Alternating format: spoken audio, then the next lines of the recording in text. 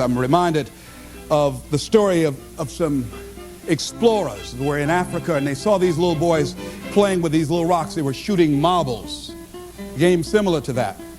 And these marbles, so to speak, were shiny, and these explorers asked these little boys, say, here, taste this candy. Gave them some candy. So you like that? Said, yeah. Said, good. Tell you what, give me those marbles, I'll give you some more candy. And they did that. And the explorers went off, and they discovered that these shiny rocks were large, uncut diamonds. The little boys did not have enough awareness to know what they had in their hands. And many of us are like that. Many of us have genius within us. We have ideas that we use it for the company. We put in long hours, 60, 70 hours a week for the company store. We'll break our backs for the company. But when it comes to us, when it comes to using our genius in our own behalf, taking a chance with our own creativeness, acting on our own dreams and ideas, somewhere along the line we get paralyzed. We find some reason not to do it. Oh, I did that. I'm not as good as they are. I don't have their education. I felt inferior because I never had a college education. So I felt inferior. I thought people with college education were the most intelligent people in the world. And I felt inferior and intimidated by them. So I wouldn't want to speak before people that had more education than I did. Why? Come on, Les, you can do that. Oh, no, I can't. Les, you're a good speaker, man. You can just communicate with people, period. Well, I'm not, there's just some things I just don't know. And can I pass? Get somebody else. I got a friend, man. This guy has a master's degree. He's real good. Get him. But I'm not the one to come speak to that group. See, I didn't know what I had in my hands. And fortunately, I had somebody around me who saw what I had and was willing to work with me until I could see it too. See, that's what many times we have to have. Somebody could look beyond our faults and see our needs. And hold that vision until we are able to capture that vision ourselves. How do we handle some fears? I was talking with my friend Pat Johnson, who's the president of Begin Within Seminars. Think about some major fear you have. Here's one thing she said, which is good. She said, Les, if you got a real major fear, she said, take a deep breath and see yourself strong enough and more than able to handle that fear, whatever it is. Everybody take a deep breath. Whatever that fear is, just feel that you have the strength and the power and the capacity to handle it. Another friend of mine named Ron Weiner, he says, when I'm confronted with a fear, I just practice the art of looking beyond the fear. I go behind it and see it already completed, see it already resolved. And then I carry myself accordingly as if it already is taken care of. That dispels the fear for me. Another friend of mine by the name of Jack Wilson said, when I experience fear, I think about when I was in Vietnam and what I handled back then, and I look at what I'm dealing with right now. And the fact that I survived that, the fact that I had other kinds of situations that were close calls, or that I was overwhelmed with fear, and I came through it, then I look at this and says, this is nothing here. And we've all had that experience, what Jack had. How many of you had some situations that you were in that you were overwhelmed with fear? You didn't know how you're going to come out, how you're going to survive, and you did. You survived and you didn't die. Raise your hand if you survived, all right? So what you got to do, whatever that was, whatever that state of consciousness, whatever that self-confidence that you had, however you stood up within yourself, here's what we know: you survived. Here's what we know: you're still here. You didn't die. Hello, you did not die. You didn't die. You hear that? You didn't die. You're here right now. You got it and you handled that fear. You kicked it out of there. All right? Remember that play Color Purple? I remember when Albert told the girl she couldn't go with Suge. He said, where you going? This girl been wanting all her life live her dream. But she was afraid. She felt incompetent, and he had beaten her down, and her self-esteem had eroded. He said, where you going? You can't talk. Suge can talk. You ugly. You dumb. Suge got class. You ain't got nothing. Where you going? You ain't going to make it. You're going to fail. She said, look here. I might be ugly. I might be dumb. I might can't talk. She said, but I'm still here. I'm still here. And so as you begin to look at the fears in back of you, you came through those fears and you're still here. See, that's a testament about how powerful you are. And so whatever the volcano is, you have the capacity to take that volcano on, the capacity to jump in it and find your true identity. Here's another thing that keeps a lot of people from taking on the volcanoes and jumping into the challenges that they're confronted with: the fear of making mistakes or not feeling good enough. Guess what? You're going to make some mistakes. You're going to make a lot of mistakes. Guy said this, and it's true. He said, the person who has never made a mistake hasn't done anything.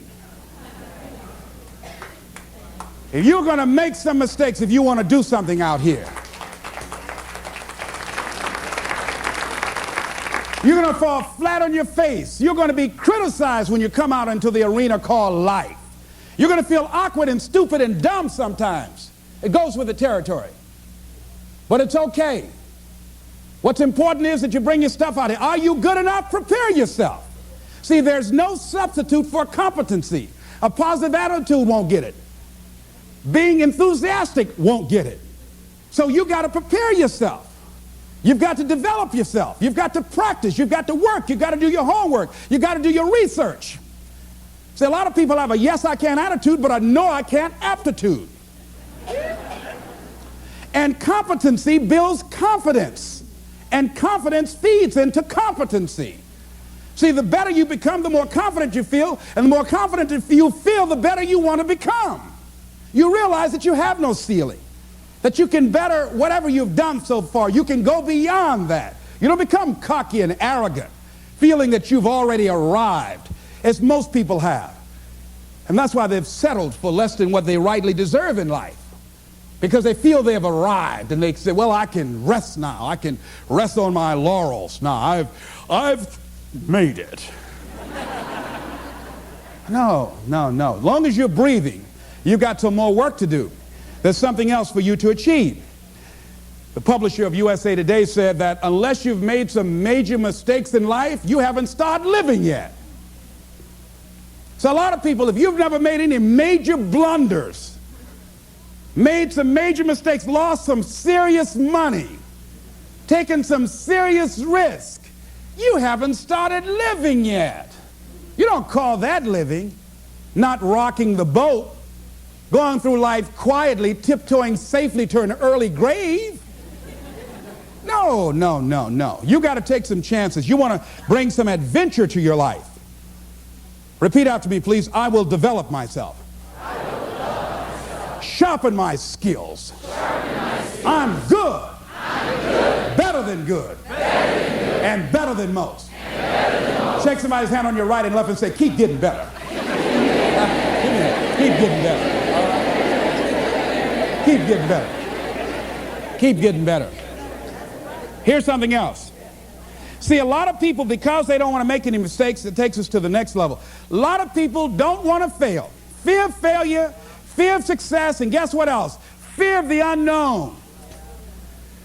I saw a guy last week, came up to visit me, haven't seen him for years. Bob Boyd from Columbus, Ohio. Bob Boyd introduced me to motivational tapes. Introduced me to a lot of motivational speakers and positive thinking, and a multi-level marketing company at that time called Bestline Products had an inspirational leader named Bill Bailey. Jim Rohn was in that as well. And so Bob Boyd, that folded. But here's what about Bob Boyd. While I was interested in seeing Bob last week that drove up from Columbus. Bob Boyd, that I know has been involved, personally I know, and I've been involved in business deals with him. Bob has had at least 30 failures that I know. 30 business failures since I've known him, since 1972.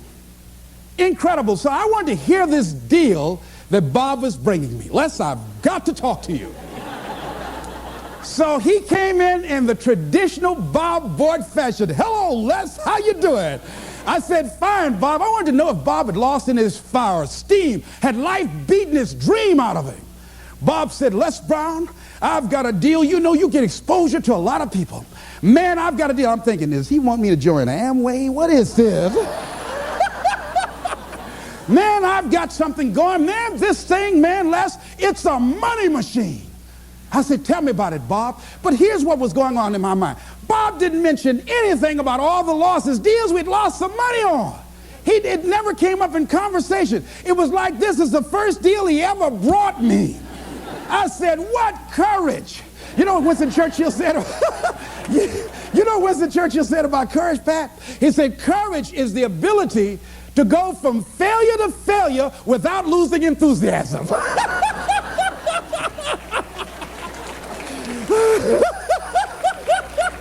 So you want to courageously hold on to your dream and not lose enthusiasm. See, Bob has not internalized failure. Things just didn't work out the way he wanted them to work out. He's still looking for his pot of gold at the end of the rainbow. And he was so fired up, traditional Bob Boyd fan. He took his coat off. Les, let me tell you something, man. You've got to see this deal. With the things you're doing, you're now on PBS. My God, Les, you'll make a fortune. Man, I just can't wait to tell you about it. I said, tell me, Bob, tell me. When he got to talking, I said, Bob, I want to be a part of it. He said, now explain to me what I just told you. I said, I don't know what it is, but I want to do it. I want to do it. I didn't even know. I felt like the lady that was with Joe. Joe decided he's going to jump in the volcano. He said, I'm going to go with you. He said, oh, you can't go. She said, oh, I want to go too. See, you get fired up about something. People will come to see you burn. They want to go too.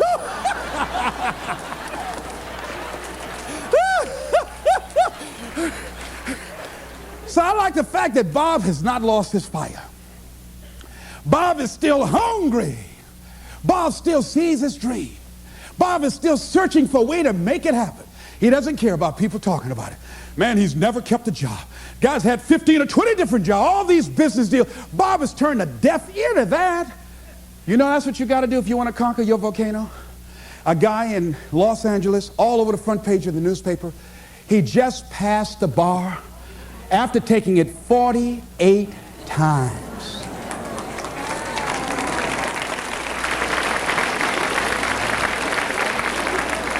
That bar was his volcano. He had more than enough reason and excuses not to take it. His son has a law firm. He could have been a legal assistant, a clerk. And people all of a sudden used to laugh at this guy. He was a laughing stock. Are you taking the bar lately? Can you imagine what they did to this dude? You know what that guy is? Man making a career taking the bar. But by the way, he need to make a career to pass it. People will do that too. You know, people talked about John Kennedy Jr. failing the bar. Did you read in the newspaper that he passed? Yeah.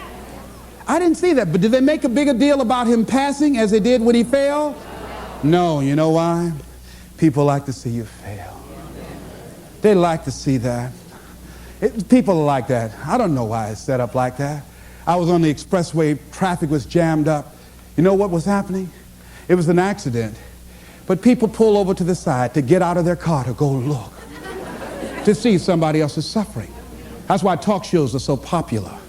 So people like to hear other people's misery, get it caught up in that. Then they go magnify it in their own lives because that's all they focus on. I better not catch you going to any accidents here. Bob Boyd went to conquer his volcano like that gentleman who decided it doesn't matter how many times I fail. I'm going to courageously pursue it. I don't care what people say. I don't care what they think. This is something that I want that gives my life meaning and value. You got a volcano like that in you somewhere. There's something. See, at some point in time, all of us have seen our destiny. I was 6 years old, a man by the name of Reverend Ed Graham, a Mount Zion Baptist Church in Miami. I was 6 years old right before Christmas. My mother was ill. We had no food in the house. And this tall, strapping man around 6'1" came to the door with a food basket in his hand. And he says, hello, is this the Brown family? My mother said, yes.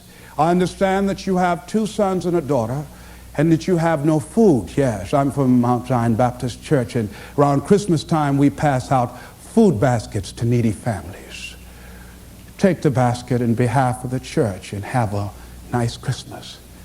And when he walked out, I said, oh boy, I'd like to be like that man. And I went to his church and I used to watch him speak, and tall and powerful and dynamic speaker, such eloquence. One of his favorite people was the poet Kipling, who wrote, if you can keep your head when all about you are losing theirs and blaming it on you. What eloquence he had. And I said, oh, I would hunch Wesley. I said, Wesley, I'd like to be like Reverend Graham. Boy, he's powerful.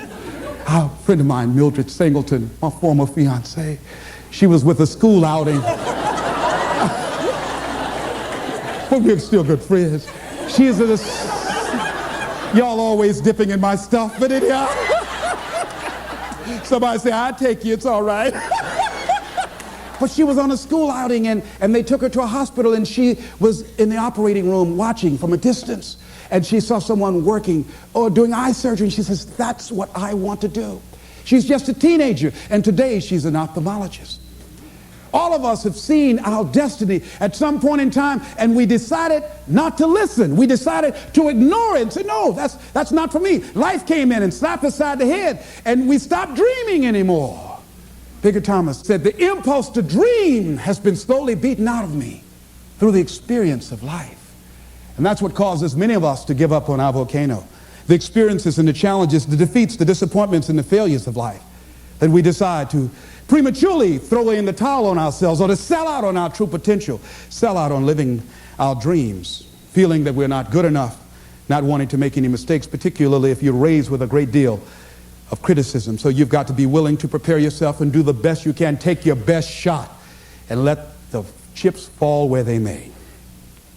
And so as you begin to look at people become afraid of success because they feel they're not good enough, they can't handle it, the responsibility is too big. I've been there.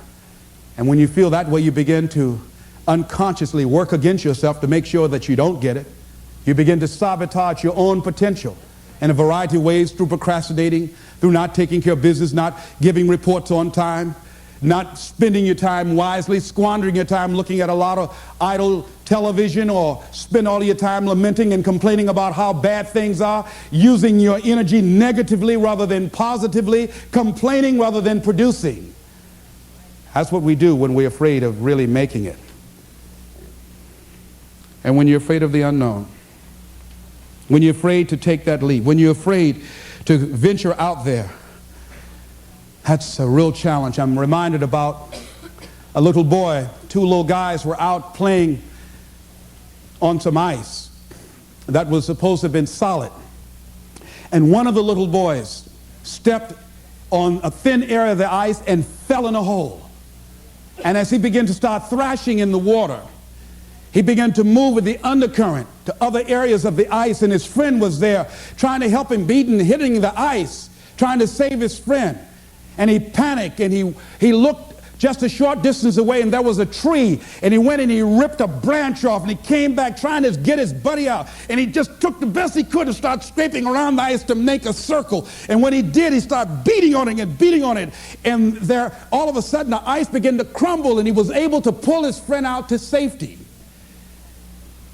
When the paramedics finally got there, they saw what had happened, how thick the ice was. He saved the little boy's life, but what baffled them, they looked at the branch, and they looked at this little scrawny guy and said, how did he do this? It's impossible. They just went beating around the ice to see how thick it was, hearing the thumping sound. Said, how did he do that?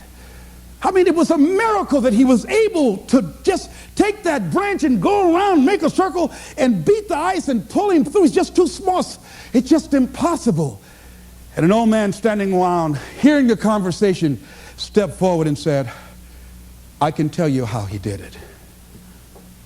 He didn't have anybody here to tell him he couldn't do it.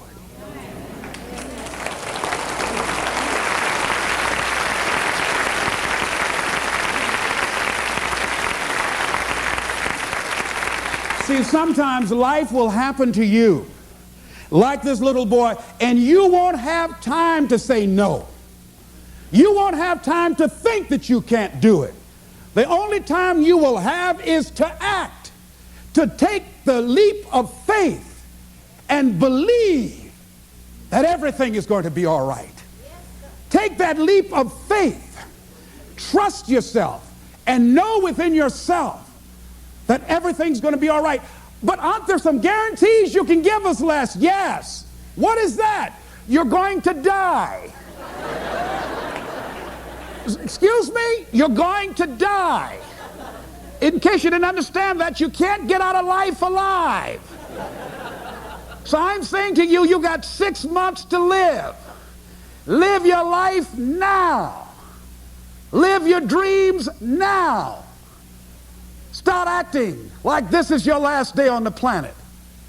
See, if we decide that we don't need a pronouncement from some physician to say we have 6 months to a year to live in order to really begin to appreciate the beauty of life, in order to really to make some hard decisions in life. See, we have the power in our hands. Like those little boys, we have that kind of power, that kind of genius, that kind of fortune, that kind of wealth, that kind of happiness, that kind of sense of fulfillment in our hands. We have that. We have that. It's in our hands. It's on us. And nobody can make that decision for us. We can give it away. We can give it to the company store for $400 or $500 a week. Or we can exchange it for how people think about us, how they feel about us, and go through life and resign ourselves to be miserable as we go to our graves, looking good for everybody else, except to ourselves. Or we can decide, hey, wait, this is the only life that I have. And that is my volcano. And I'm going to take the leap of faith. I'm going to jump in it. And I'm going to handle it because I know the universe will never give me anything I don't have the capacity to handle. See, I say to you that you've got the power within you to handle any kind of volcano in your life, regardless of how it shows up, regardless of any kind of challenge that you might have in your life. I say to you, you got that in you right now. Where will it come from? Don't worry. If you trust yourself, it will come to you at the right time in which you need it. If you believe and don't doubt, if everything in you, there's something about life, I believe, that when a person resolves within themselves that this is how I give my life, this is how I'm forwarding myself into the universe. Dr. Johnny Youngblood out of New York, he said, I must live what's in me. This is why I've got to do this, Les. I must live what's in me. And all of us have something in us that we must live. And if we don't know what it is right now, we must create it or we must find it. All of us have this, whatever this something is that gives our life that meaning, that value, and that power, and that happiness.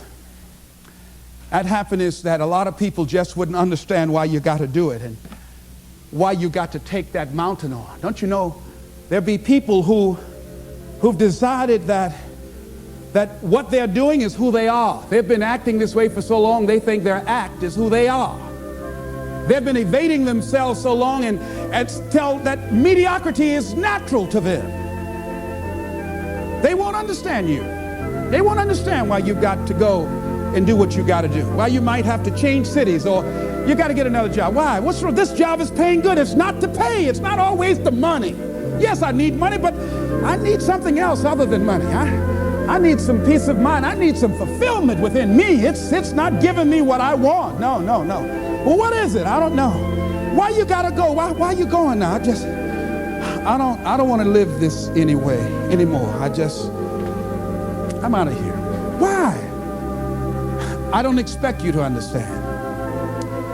He who knows no explanation is necessary, and he who does not know, no explanation will suffice.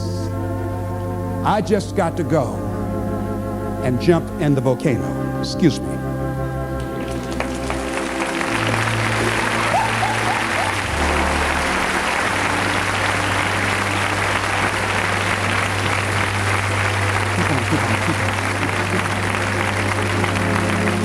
So I say, design your life so that it makes sense to you. It might not make sense to anybody else, but it makes sense to you.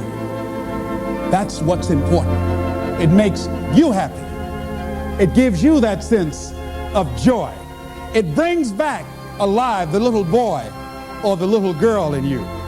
It helps you to have some special joy that other folk just won't understand. Go get your volcano. This is Mrs. Mamie Brown's baby boy, Leslie Calvin Brown, saying it's been a plumb pleasing pleasure as well as a privilege. Thank y'all again.